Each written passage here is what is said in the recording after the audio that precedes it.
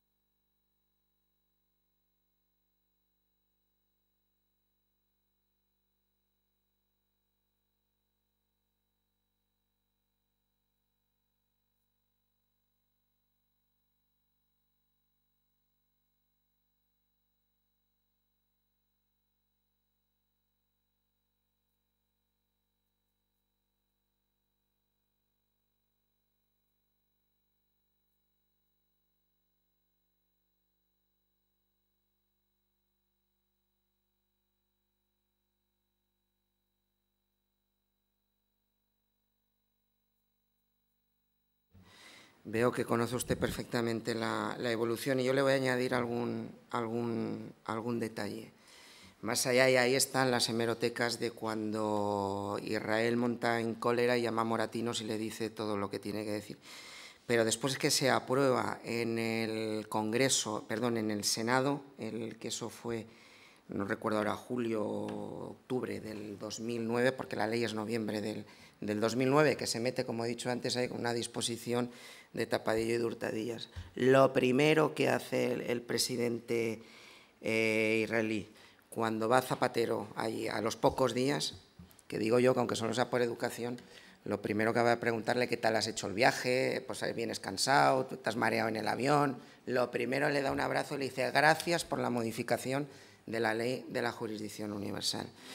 Otra cosa que no me ha contado nadie, porque además son tan, y parece mentira que los israelíes que tienen fama de discreto, que lo hacen todo en él, porque lo he visto, contrataron a los mejores juristas, catedráticos, etcétera, en Derecho Penal de España, por supuesto contrarios a la jurisdicción universal, para elaborar los dictámenes. Y esos dictámenes se los llevaban en persona, es decir, que parecía que eran ellos los impulsores de la modificación de la ley de enjuiciamiento criminal, perdón, de la ley orgánica del poder judicial. Y voy más allá. China le dijo a Zapatero también, dice, o acabáis ya de una... Bueno, China, y además no le puedo...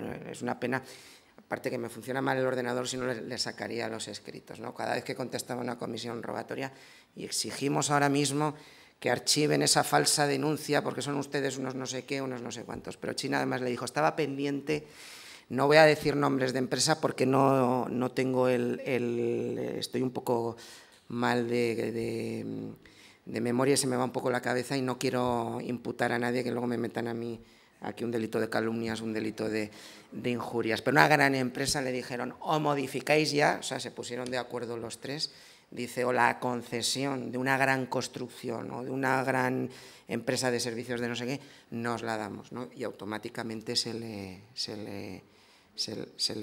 concedió. ¿Qué habrá que hacer? Pues habrá que invitar, si lo de menos es que la jurisdicción universal se ejerza en España, lo importante es que se ejerza, por supuesto que se ejerce en España también, pero invitar a otros países como lo están haciendo, no solo en Europa, que también tienen sus limitaciones, sino en Canadá, por ejemplo, se está realizando, o en algún otro lugar. Y desde luego pelear contra las presiones políticas, las presiones diplomáticas que no se puedan suponer a la verdadera protección de los derechos humanos y, aunque sea una utopía en el mundo en el que vivimos, a esa independencia tan importante que cada vez más es no solo la justicia nacional, sino la justicia internacional.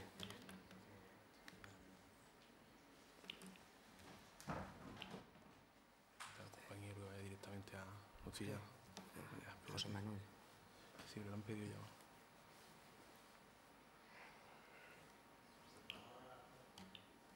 Vamos a dar 3 palabras seguidas, las que quieran ya, y por favor que sean breves, ¿vale?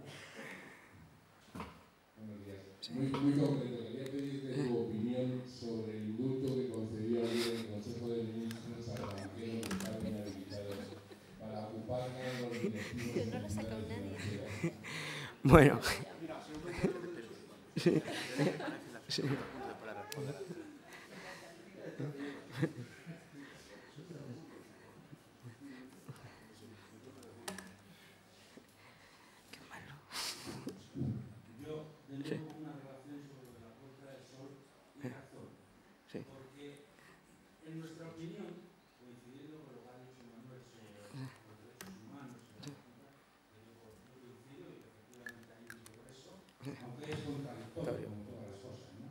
A mí me parece que el problema es fundamentalmente político. El presidente del gobierno, al año de cumplirse la ley de la memoria histórica, hizo unas declaraciones a los medios de comunicación en primera página en El País y en otro periódico que decía, hablar de todo lo pasado ya no sirve para nada. Es decir, él había propuesto la ley de la memoria histórica y luego dice que no se habla del pasado.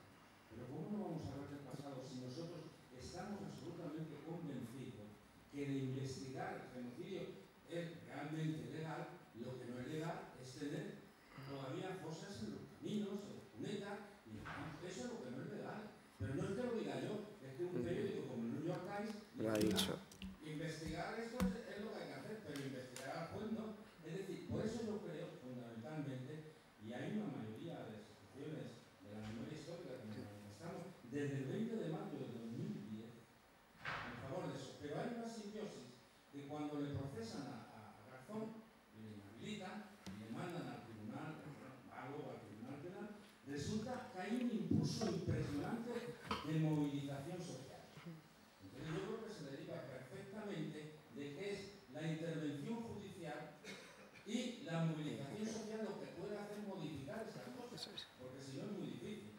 Y ya digo, con el auto de Garzón, los autos de Garzón y la movilización de Garzón, yo no había visto jamás unas movilizaciones tan importantes por una cosa como es las exhumaciones, la impunidad, eso ha sido impresionante. Y yo creo que eso es lo que hay que impulsar. Relación, porque claro, el Tribunal Supremo es un Tribunal Supremo compuesto de destacados fascistas, de destacados franquistas. Hay que luchar contra el Tribunal Supremo porque no expresa la voluntad democrática de este país. Y entonces, antes de venirnos aquí, como sabíamos que iba a intervenir, nos habían pedido una asociación, que Garzón la conoce muy bien porque no sé si serán miembros de ella, hablar si podéis para ver cómo podemos preparar la movilización social, porque han dicho que iban a juzgar el día 29, había informado el día 29 de este mes, sí, sí, no, pero lo hemos puesto. Sí, sí. Los 5 miembros de la mesa los ha impugnado, es un abuso. Es que efectivamente no se para en lo que se para, en lo que no quiere aceptar que la democracia tenga esos límites. Por lo tanto, yo creo que efectivamente somos...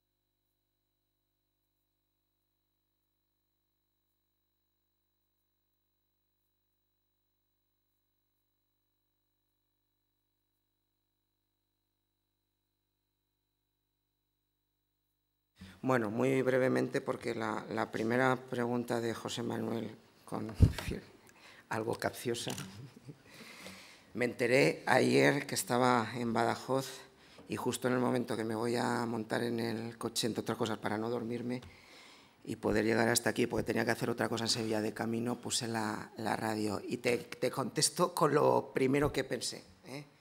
Dije, joder, digo, el próximo alumno que me venga, que quiera hacer una tesis doctoral, digo, ya tengo tema. Digo, que se vaya al Consejo de Ministros, perdón, al Ministerio de Justicia, que sabéis que son los que analizan y los que luego proponen al Consejo de Ministros la concesión o la denegación del indulto, y que coja todos los supuestos idénticos o lo más parecidos posibles al del señor Sáenz y que vea el resultado y hacer una estadística del tema. O sea, eso por un lado. Por otro lado, digo, joder, qué casualidad que se produce en el último de todos, in extremis, como la modificación de la ley de enjuiciamiento criminal. No conozco el caso concreto de, vamos, más que lo que he leído en prensa, pero no he leído la sentencia ni del Supremo ni de la Audiencia Provincial de Barcelona. Pero lo que sí te digo es una cosa.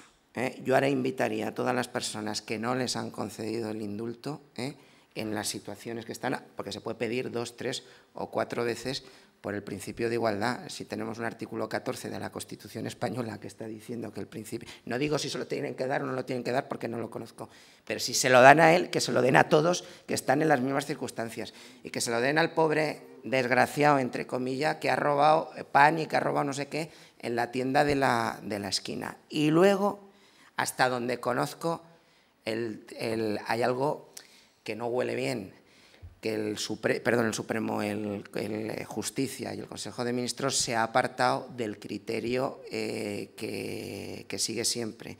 El criterio es que si el Supremo, porque como casó la sentencia el Supremo se tiene que pronunciar.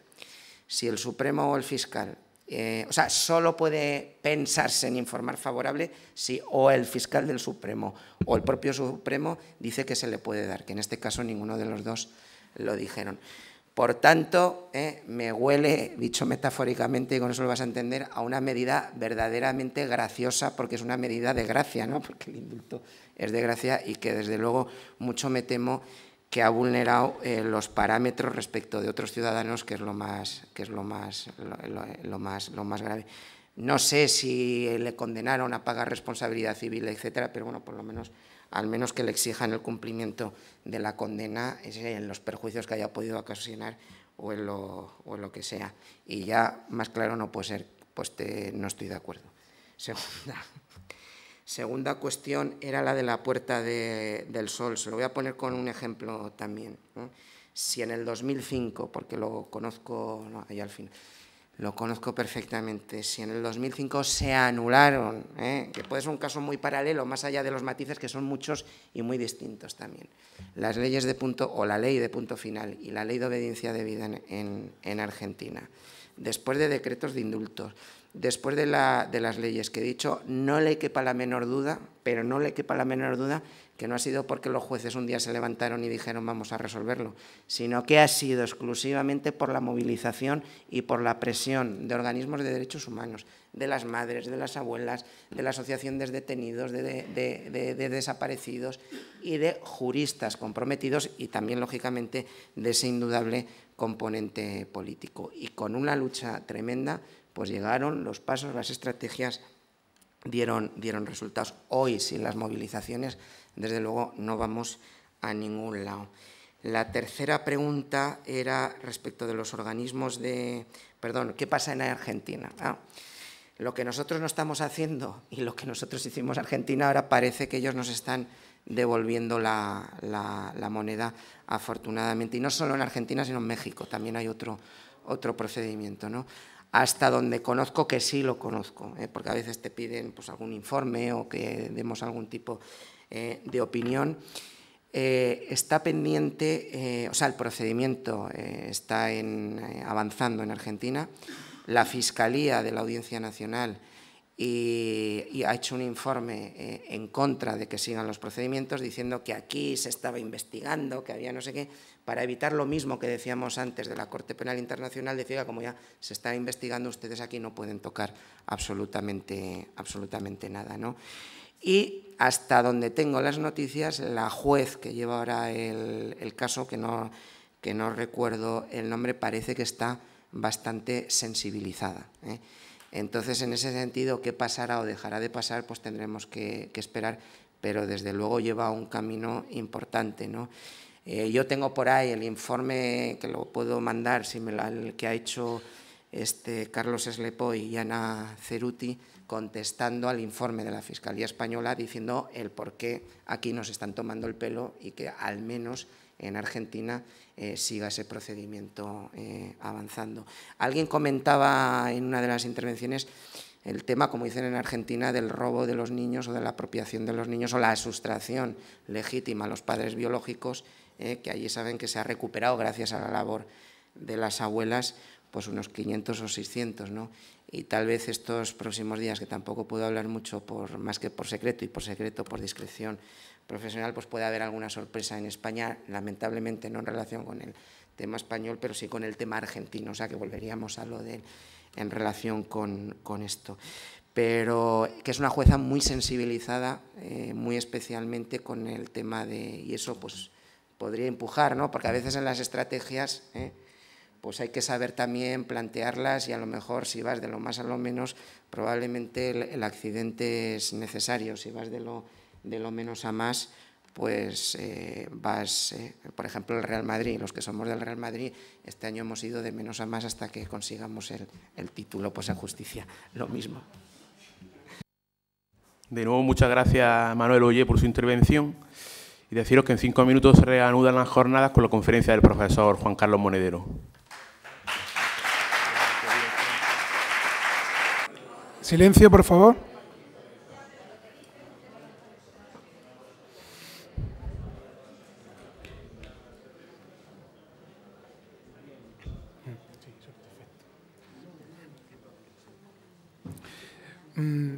Buenos días a todos y muchísimas gracias por venir.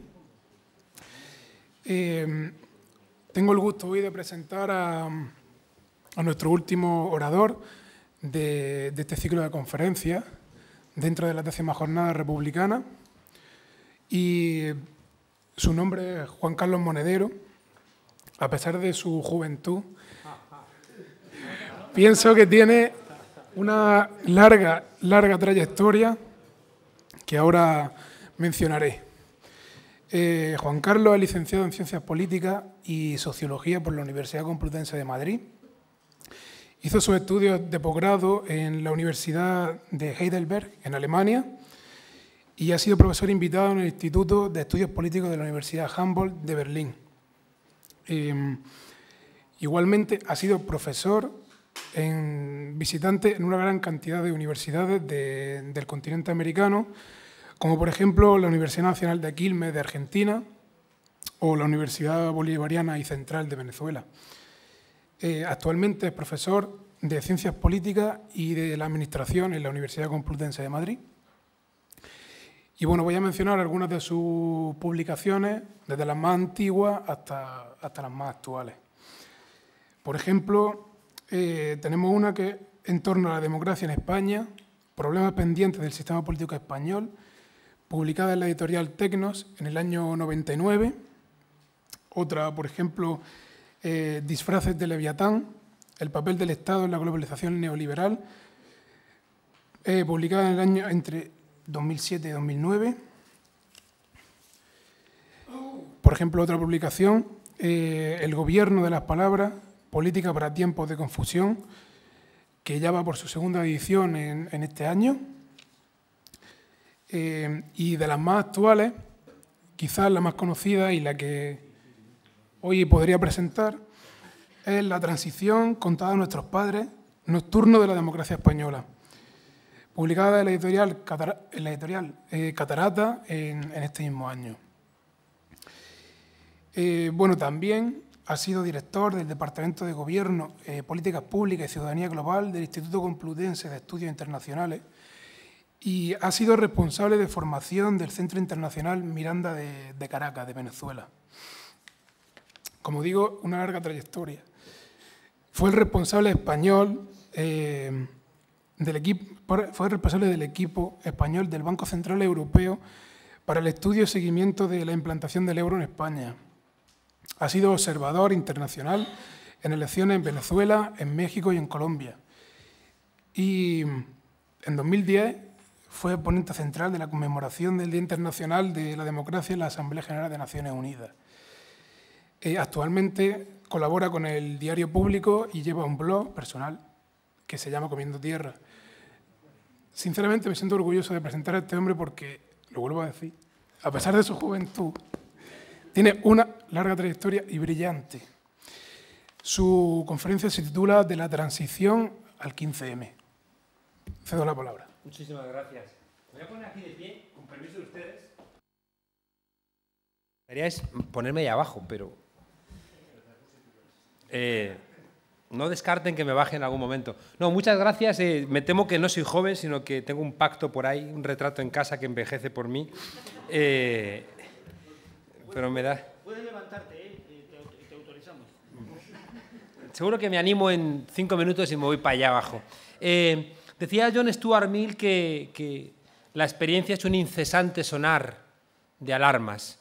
Yo creo que venir aquí a un lugar que lo que hace es recordar la experiencia es un lujo, porque la experiencia es un incesante sonar de alarmas. Así que sinceras gracias, ¿no?, por la invitación y por tan amable presentación y por estar aquí en casa con los míos, ¿no?, con los que me ayudan a orientarme. Recuerdo un dibujo de nuestro filósofo de cabecera, que es el Roto, donde había un tipo con cara de loco diciendo: soy orientador social, ¿alguien me puede decir dónde estoy? Fíjense que todos andamos bastante confundidos, ¿no? Entonces la senda de la experiencia para mí es un farol lleno de luz y de corazón y de inteligencia que me ayuda a estar aquí. Hace unos días mancillaron el memorial de los luchadores internacionalistas que vinieron a España a morir para defender la democracia en la Universidad Complutense de Madrid.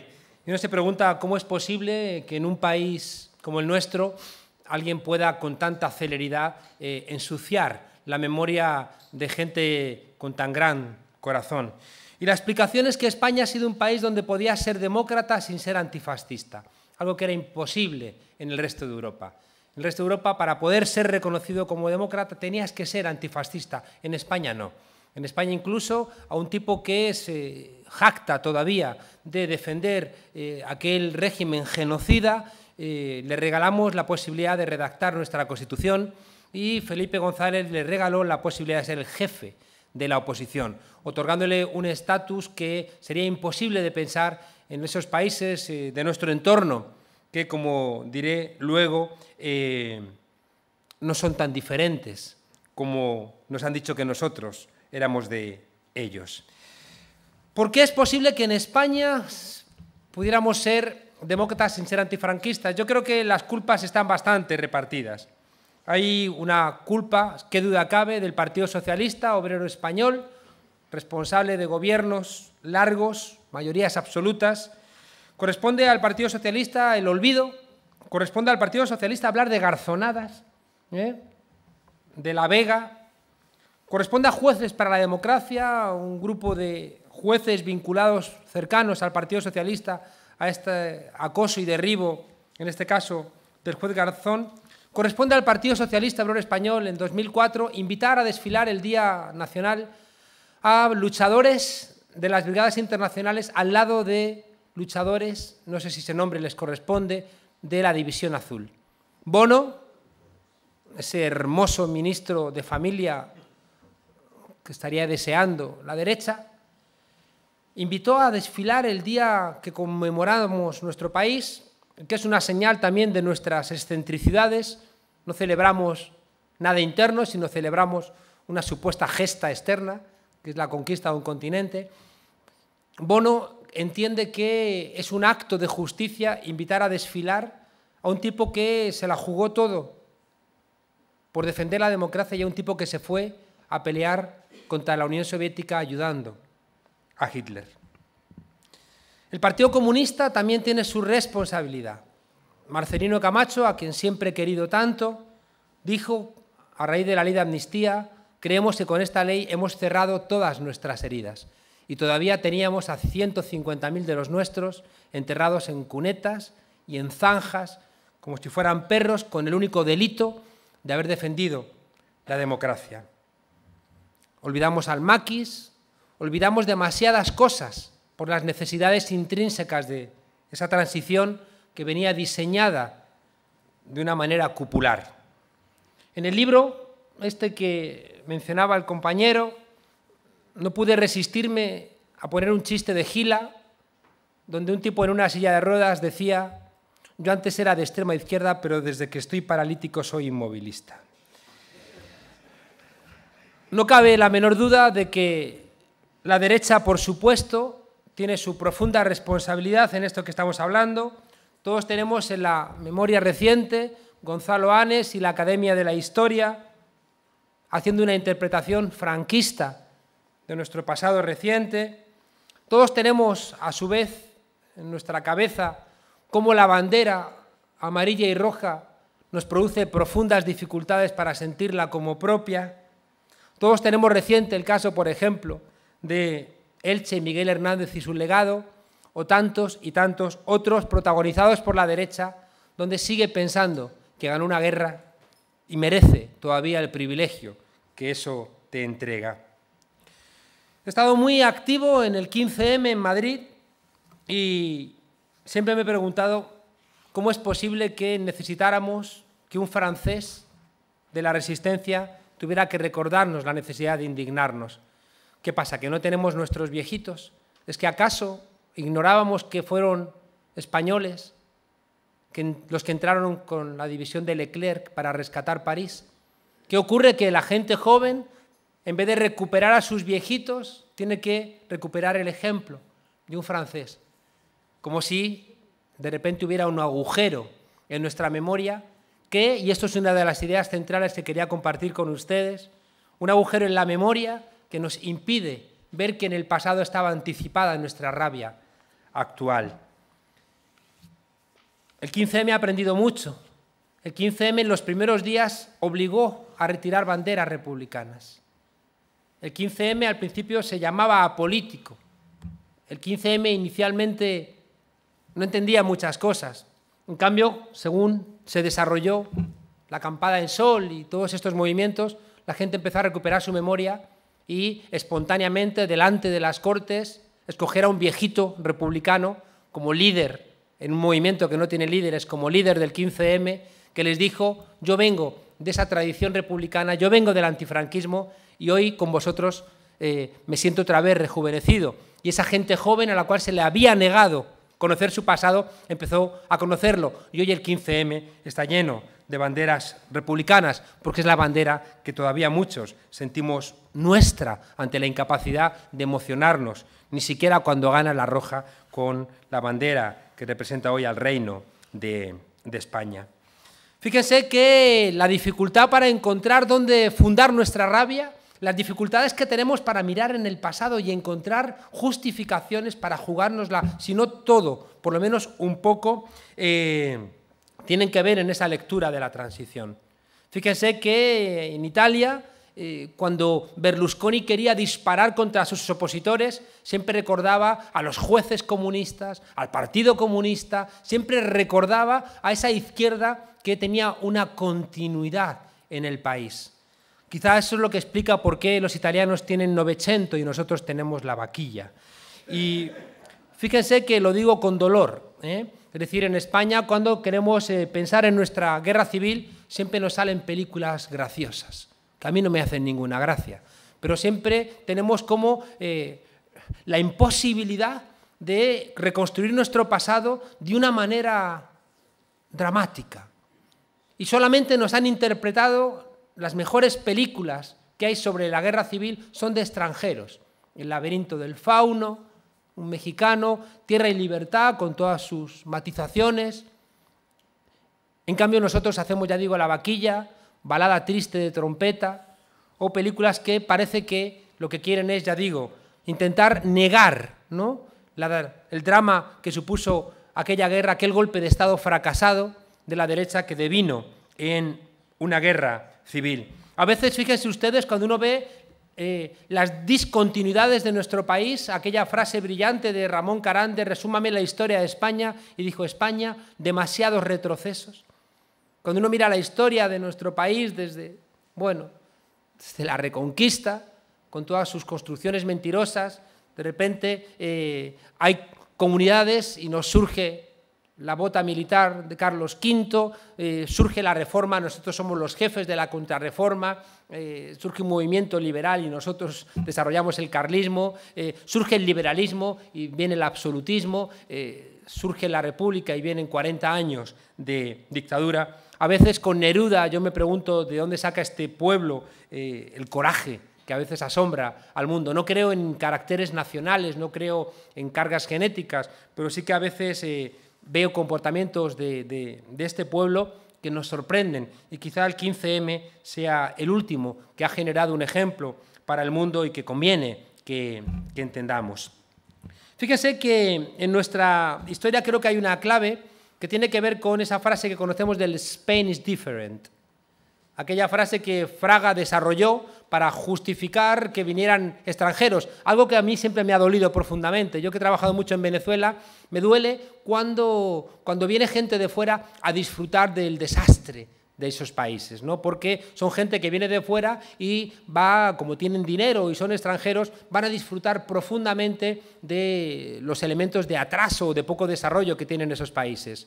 En España somos un país que hemos desarrollado hispanistas, es decir, gente que nos explica cómo somos. Y siempre que te explican desde fuera, van a encontrar justificaciones después para someterte. A mí no ha dejado siempre de molestarme que la gente que venía de fuera a enamorarse de nuestro país se enamoraba precisamente de nuestro atraso, se enamoraba de las procesiones, del papel de la Iglesia, se enamoraba pues de esa institución ciertamente capitalista, que les gusta, precapitalista o anticapitalista, que es la siesta, ¿no? La gente que venía de fuera se enamoraba de lo que ellos habían perdido en sus países y venía aquí a disfrutar de ese plus. Pero de alguna manera, insisto, esa diferencia era una diferencia que ocultaba ese papel poderoso que la Iglesia ha tenido en nuestro país. Recuerdo cuando los consejeros de Felipe II recibieron un plan para hacer una red de canales en España, todos ellos, clérigos, se lo devolvieron diciendo: si Dios hubiera querido que los ríos de España fueran navegables, los habría dotado de mayor caudal. Como la Iglesia siempre ha estado en contra de cualquier desarrollo del ferrocarril que lo conducía al diablo, de la luz eléctrica que la encendía también el demonio, el que inventen ellos de Unamuno y que llega a día de hoy con su negativa a investigar con células madre. Fíjense que a la muerte de Franco los sociólogos de mi facultad corrieron a decir que España no era diferente, que España era igual que el resto de los países de nuestro entorno, que nuestra sociedad civil tenía el mismo nivel de asociaciones, que teníamos prácticamente la misma estructura de política de partidos, y empezamos a justificar que éramos exactamente iguales. Fíjense que yo creo que es la idea que de alguna manera venía a compartir con ustedes. Yo creo que España es diferente, pero no es diferente en los términos que planteaba Fraga, sino que creo que es diferente porque porque aquí hemos ocultado lo que ha construido lo mejor de Europa, que es el antifascismo. Creo que la diferencia de España con el resto de nuestro entorno es que, como les decía al comienzo, en el resto de Europa, después de la Segunda Guerra Mundial, el antifascismo fue leído como el que derrotó al Eje, el que derrotó a los nazis, a los fascistas, al gobierno de Vichy, y por tanto tuvo su papel en la reconstrucción constitucional y la reconstrucción política de Europa. Ese antifascismo es verdad que se le opuso enfrente una socialdemocracia, una democracia cristiana que intentó frenar las posibilidades de ese antifascismo, pero dejó marcada su impronta en todo el constitucionalismo de posguerra.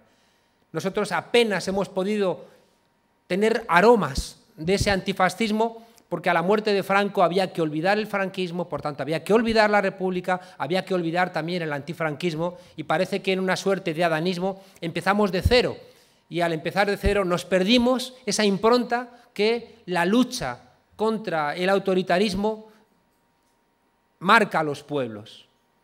Si es verdad que en Francia todos los primeros miércoles de mes suenan las sirenas antiaéreas para recordar los bombardeos de los nazis y que la gente recuerde que ese pueblo, aunque sea mentira, que ese pueblo construyó la resistencia.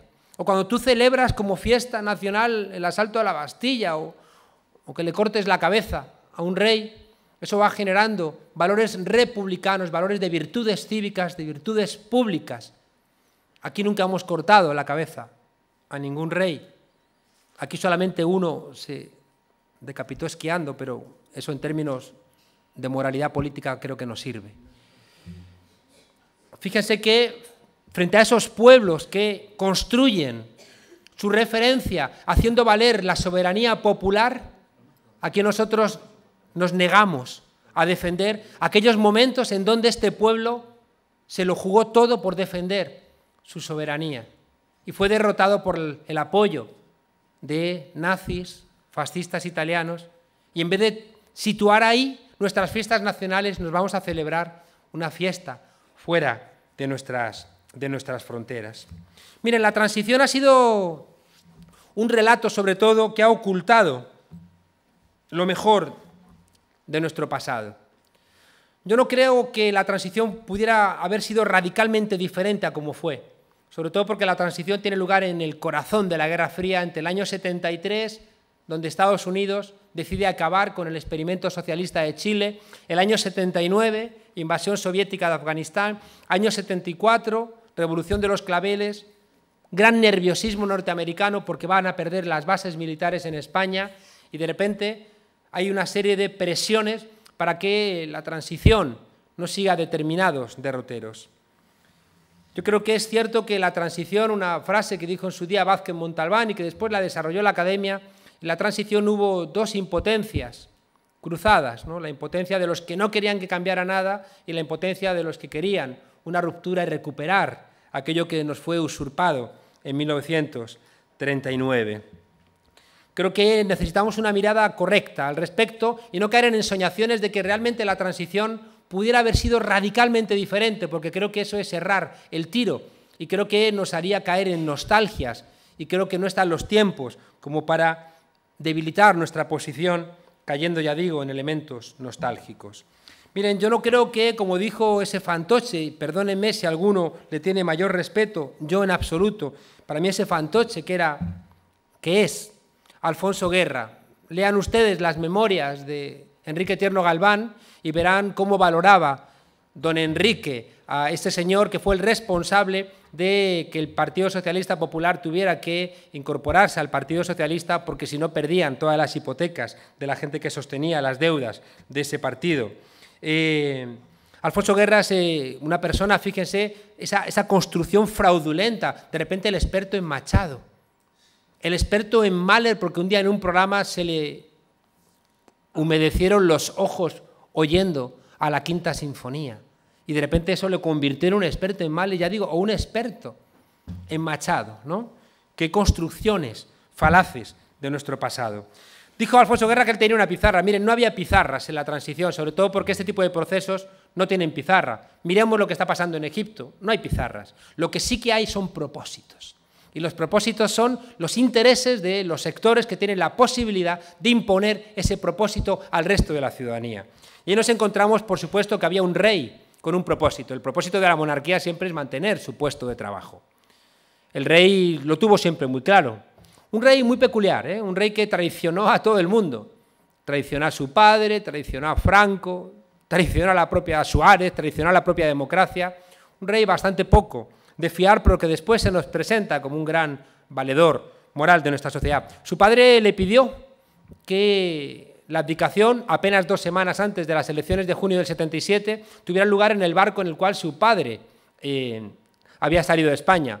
La monarquía, como está hueca, si no la acompañas de referencias simbólicas, se queda más hueca todavía. Bueno, Juan de Borbón le pidió a su hijo y su hijo ni siquiera le concedió eso, ¿no? La abdicación o el paso del testigo dinástico fue en una oscura habitación de la Zarzuela, donde el rey Juan Carlos no tuvo ni siquiera ese gesto. Quizá porque su padre, en vez de ponerle Juan, le puso Juan Carlos, que era una forma de curarse en salud, y en caso de que gobernase antes Juan Carlos que Juan, el padre estaba convencido de que el hijo después le iba a pasar el testigo al padre y no tener problemas en la correlación dinástica. Tenían también, fíjense ustedes, un propósito los militares, ¿no? Unos militares que, insisto, como estamos viendo en Egipto, en las transiciones el problema es que hacemos con los funcionarios, en este caso los funcionarios más peligrosos son los militares porque tienen armas. Los militares querían también establecer un propósito donde garantizasen algo de su privilegio en el nuevo régimen. Tenían un propósito los banqueros y los grandes empresarios, que tenían interés en incorporarse a una Europa que exigía una formalidad democrática para poder asentar sus negocios. Y también tenían propósito unos partidos políticos cooptados. Uno de mis maestros, Alfonso Ortiz, planteaba siempre con bastante nitidez cómo el Partido Socialista en el Congreso de Suresnes decapitó a sus mayores, a todo el Partido Socialista, en el exilio sin ningún tipo de clemencia. Y esos jovencitos, Guerra, González, cooptados por la socialdemocracia alemana, de repente se convirtieron en el referente a alimentar, construir, financiar, crear, para construir un partido socialdemócrata a imagen y semejanza de los europeos y que no pusiera en cuestión ninguno de los elementos de Yalta y Potsdam, es decir, que no pusiera en cuestión la Guerra Fría, puesto que los alemanes tenían clarísimo que si España se convertía en un lugar de conflicto, su propósito principal, que era la unificación, se iba a ver relegado, cosa que no iba a ocurrir con un partido socialista, ya digo, cooptado. Decía Alfonso Ortiz que siempre el Partido Socialista ha tenido un miedo edípico. Cuando uno mata a su padre siempre tiene el miedo de que el hijo haga lo mismo con uno. Y el Partido Socialista siempre ha tenido ese miedo edípico. Y fíjense ustedes si es real que a día de hoy todavía vemos cómo la sombra de Felipe González está planeando en la crisis del Partido Socialista y en el nuevo Congreso, donde quieren impedir a toda costa esa vieja guardia que la gente más joven pueda ganar el Congreso del Partido Socialista. No creo que hubiera grandes diferencias, sinceramente, pero creo que el hecho de que esas personas que llevan 30, 35, 40 años mandando quieran seguir gobernando en el Partido Socialista da buena señal de ese complejo edípico que mantienen. Fíjense que todos estos sectores que tenían un propósito coincidieron con los que dieron el golpe de Estado en 1936 y que en cambio a la muerte de Franco entendían que podían satisfacer mucho mejor sus propósitos en un marco formalmente democrático. Y jugaban con una ventaja, y es que este pueblo todavía tenía miedo. Yo recuerdo haber ido hace 10 años con mi amigo Emilio Silva, el fundador de la Asociación para la Recuperación de la Memoria Histórica, haberme ido con él a buscar a su abuelo, a Priaranza, del Bierzo, y haber ido preguntando en los bares, haber ido preguntando en las casas, y a la mañana siguiente, la primera noche fue como tarde-noche, fue como muy desesperante, nos mandaron a algunos sitios, a la mañana siguiente volvimos a hablar con gente, y recuerdo sentados en el poyo de una puerta, un abuelo empezó a hablarnos, a contarnos, y a los 10 minutos salió su mujer gritando: no hables con nadie, no sabes quiénes son, nos van a volver a buscar, vamos a volver a tener problemas. Fíjense, estamos hablando de hace apenas 10 años. A este país le metieron el miedo a golpes. Contaba anoche que en 1936 en Vallecas, en Madrid, el 7% de la gente iba a misa. Aquí otra vez nos llevaron a la iglesia a golpes. Aquí casi todo nos lo hicieron a golpes y y a represión. Y seguramente, fíjense, todavía vemos que en las elecciones de este domingo pasado todavía hay mucha gente que ha votado con una suerte de miedo, una suerte de impotencia, y quizá por eso podamos explicarnos por qué una mayoría absoluta de un partido genera tan poco entusiasmo, tan poca alegría. Voy terminando, fíjense, creo que la transición tuvo una parte que no está explicada del todo, pero sobre todo la transición es un relato, y es el relato de la transición el que yo creo que es un enorme fraude. Y se lo digo de buena fuente porque el relato de la transición lo construyó mi facultad, la Facultad de Ciencias Políticas de la Complutense, y el relato de la transición lo construyeron Julián Santamaría, Ramón Cotarelo, Víctor Pérez Díaz, Ludolfo Paramio, no sé si ya lo he dicho, José María Maraval, pues toda esta gente que, Tezanos, todos son profesores de la Facultad de Ciencias Políticas, que fueron los que armaron ese relato mítico, esa inmaculada transición donde cada cual hizo lo mejor que podía hacer y fueron y lo hicieron. Miren, el relato de la transición tiene una enorme trampa, y es que en vez de construir la lucha entre franquistas y antifranquistas, lo convirtió en una lucha entre inmovilistas y reformistas. Y hay una enorme trampa. El franquismo celebró el primer año de victoria sobre los rojos purulentos, celebró el segundo, el tercer, el cuarto, el quinto año de victoria sobre la República Atea, bolchevique y la anti-España, y celebró el sexto, séptimo, décimo, undécimo, duodécimo, 15, 20 años de victoria sobre los rojos, a exterminar el 21, 22, 23, 24, y el año 25 decidió que ya no iba a celebrar haber machacado a la anti-España, sino que dijo, ahora vamos a celebrar 25 años de paz. Y de repente, al celebrar 25 años de paz, empezó a construirse un relato insultante, donde parece ser que la guerra civil fue algo de un pueblo condenado a enfrentarse, de un pueblo que tenía un odio atávico, escrito prácticamente en sus genes. Era la noche de los tiempos que teníamos ya que olvidar entre todos. Y de repente, después de haberle segado los pies a este país, después de haber logrado acabar con lo mejor de este país, decidieron, vamos a hacer un relato ocultando todo aquello y repartiendo las culpas. Y se armó sobre algunos elementos propios de nuestra historia: españolito que vienes al mundo te guarde Dios, una de las dos Españas, adelante el corazón, o hay un español que quiere vivir y a vivir empieza, entre una España que muere y otra España que bosteza, o Larra, en aquel epitafio de su artículo sobre la noche de difuntos, aquí yace media España víctima de la media otra, o Goya con ese duelo a garrotazos, donde parece que estamos condenados a, una vez que se nos entierra en el suelo hasta las rodillas, a matarnos unos a otros a garrotazos. Una mentira porque este país lo que ha tenido siempre es una minoría muy consistente que ha luchado contra el desarrollo de la mayoría. Y pretender construir genéticamente, biológicamente, de una manera abstracta, que lo que ha ocurrido en este país es el enfrentamiento entre media España contra la otra media, es ocultar una buena parte de la realidad. Fíjense que si la discusión hubiera sido entre franquistas y antifranquistas, hubiéramos visto clarísimo quiénes estaban en un lado y quiénes estaban en el otro. Pero si de repente dijimos que en un lado estaba el búnker, los inmovilistas, y en el otro lado estaban los demás, de repente podía sentarse una militante de la clandestinidad contra la dictadura al lado de un tipo como Manuel Fraga, porque ninguno de los dos pertenecerían al búnker y por tanto quedaban emparentados. Fíjense que con esta mentira, de alguna manera, se estaban sentando las bases para algo que sí que estaba muy escrito, y estaban escritos en los textos de la socialdemocracia alemana, y estaban escritos en los textos del Partido Socialista, y de alguna manera al final el Partido Comunista cayó también rehén de esa lectura, que consistía en que las transiciones tenían que hacerse de manera que la participación popular nunca desbordara el nivel institucional. El que plantea eso es ni más ni menos que Samuel Huntington, ¿no? El gran autor de toda la política exterior norteamericana, pues desde los años 60.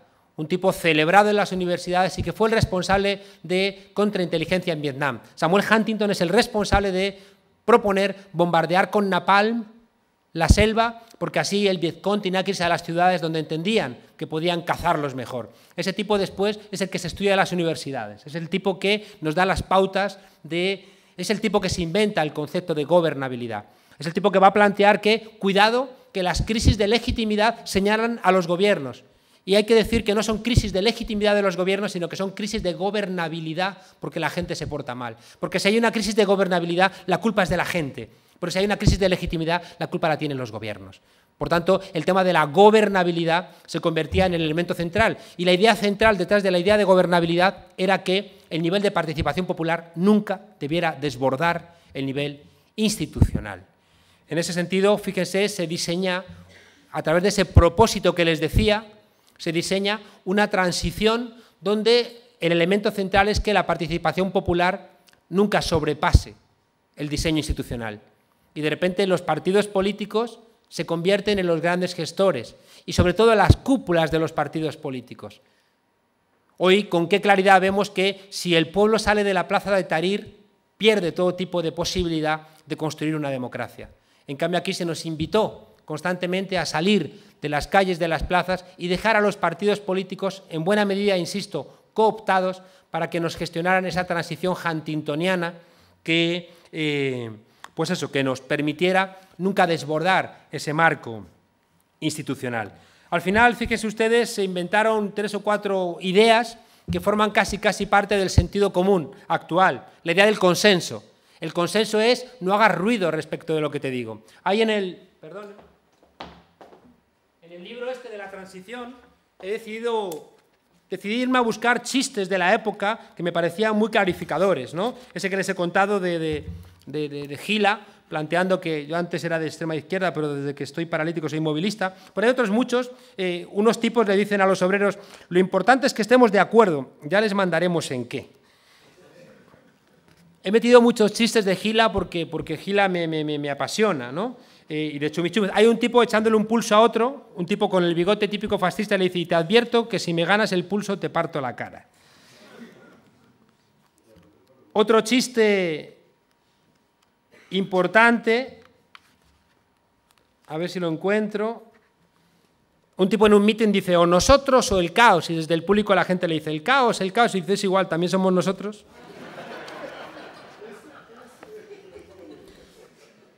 Otro tipo diciendo, este es un chiste de Ramón, diciendo, España es diferente, ojito. Otro en un sillón dice, pero hombre, habernos dicho que la democracia era esto, ya habíamos venido mucho antes. He puesto un chiste de Santiago Carrillo en un mitin diciendo, y sí a la monarquía, y sí a la bandera, y sí a la iglesia, y sí a las bases, y sí a la unidad de la patria. Y desde el público uno le dice, macho, deja algo para Fraga.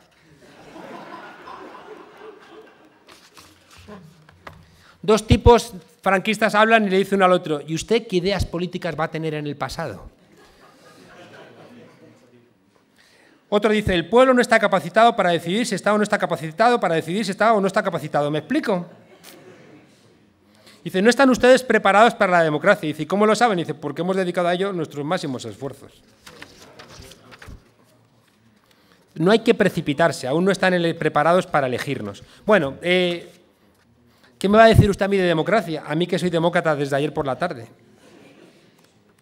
Un tipo mayor diciéndole a un chico joven, yo a tu edad también llevaba el espadadrapo por fuera. Bueno, fíjense que con esto lo que les quería plantear es que cuando uno ve estos chistes se da cuenta cómo hay elementos que hoy parece que son sentido común pero que no lo eran en la época. Uno de ellos es la idea de consenso. La idea de consenso es que el consenso, por ejemplo, es que no sumamos a nuestros muertos. Porque si queremos exhumar a nuestros muertos, el otro día en un debate con un diputado del Partido Popular decía, dejad de reabrir las heridas, ¿no? Y yo le decía, pero si es que las mías nunca se han cerrado, ¿cómo me puedes plantear eso? En cambio, cuando uno pregunta dónde está mi abuelo, resulta que somos nosotros, ¿no?, los que estamos rompiendo la idea de consenso. Fíjense que también otra idea que ha funcionado como sentido común, muy vinculado con esto, es que tenemos que vencer al pasado con el olvido. Otra vez esa idea donde el pasado es un lugar donde todos somos responsables y, por tanto, lo mejor es que el olvido eche toneladas de tierra sobre el pasado. Fíjese que otra de las grandes mentiras es que la transición puso fin a las dos Españas. Hay un artículo que siempre me golpeó en el alma de Víctor Pérez Díaz, un artículo importante de aquellos años que decía la invención de la tradición democrática en España, la transición, donde de repente aquí nunca había existido la Segunda República, aquí nunca había existido esa edad de oro de nuestro país. Bueno, la conclusión de todo esto, fíjense, es que los vicios de la transición yo creo que son los vicios de nuestra democracia. Esa transición donde de repente decidimos ocultar demasiadas cosas, no solventaron los problemas, sino que los congelaron. Y de repente nos encontramos con que tenemos totalmente abierto nuestro problema con la Iglesia. Pero si es que el concordato que tenemos con la Iglesia es un concordato hecho durante el franquismo, es un concordato preconstitucional, es un concordato que se aprobó el 1 de enero del 79, pero se había gestionado, escrito antes de la Constitución. Y eso es lo que explica todavía por qué la Iglesia tiene esta preeminencia. ¿Qué decir de la judicatura? Lo ha planteado con absoluta nitidez Manuel. Tenemos jueces que juraron los principios del movimiento. Tenemos jueces franquistas. Este país se acostó franquista y se levantó demócrata. Y es mentira. Eso, fíjense ustedes, implica que en la judicatura, en la universidad, en las fuerzas de seguridad, en demasiados sitios ha seguido funcionando esa lógica franquista. Y eso, lo insisto, creo que es lo que marca la diferencia de España. No tenemos esa densidad democrática, aunque sea ese 20% de sociedad civil fuerte, comprometida, que sostiene periódicos de izquierdas, que sostiene editoriales críticas, que sostiene un cine crítico, que sostiene una universidad comprometida. Eso nos falta por todas estas mentiras. Se congeló el problema de la monarquía y resulta que el 23F, que fue un golpe que triunfó en el 100% de sus propuestas, en el 100%, lo que nos dejó fue a un rey legitimado, a un partido socialista disciplinado, a unos sindicatos disciplinados, a una sociedad asustada, a una partida presupuestaria a favor de la modernización del ejército, a este país incorporado a la OTAN, a un freno del desarrollo autonómico que ha generado después tantos problemas. Es decir, el 23F triunfó y hace que, ya digo, sigamos funcionando con esa mentira de que la monarquía fue realmente quien pilotó nuestra transición. Tenemos también congelado el problema cultural. Qué ejemplo simbólico tan terrible cuando Canal Plus se fundió en negro y fue sustituido por Gran Hermano, ¿no? Es decir, qué terrible, o pensar hoy que el diario Público está en peligro de extinción, ¿no? Es decir, las dificultades que tenemos nosotros también como ciudadanos de sostener una prensa que podamos pensar que se acerca a los elementos de objetividad que algunos queremos buscar cuando leemos un diario. O todo este elemento, fíjense, que tanto me ha molestado siempre, de que aquí en vez de tener intelectuales tenemos famosos. Así, aquí en vez de cuando uno busca las firmas para apoyar algún proyecto, es más importante los famosos que los intelectuales. Famosos que, como decía el sociólogo, son famosos porque son muy conocidos y son muy conocidos porque son famosos, pero no se les conoce ningún tipo de beneficio. Y al final aquí es más importante salir en un programa de la farándula que haber tenido algún desarrollo intelectual relevante. Aquí se ha congelado el problema del Estado social. Tenemos el Estado social más débil de nuestro entorno. Estamos en los gastos sociales por debajo de la media europea. Y eso sí que es un elemento de cómo desarrollamos nuestra transición. ¿Y qué decirles de la educación? ¿Qué decirles de una educación que tradicionalmente ha estado entregada a la Iglesia y que me temo que sigue entregada a la Iglesia? En el libro cuento una conversación estremecedora entre Abril Martorell, creo recordar, y Alfonso Guerra, donde en el restaurante José Luis de Madrid se reparten algunos artículos de la Constitución. Y la izquierda le entrega al partido, en aquel momento a la UCD, a lo que va a ser después la derecha del Partido Popular, les entrega la educación a cambio del voto a los 18 años y el divorcio. Es decir, entregamos la posibilidad de tener una educación igual para todas las españolas y españoles, solo cambiamos a cambio de algo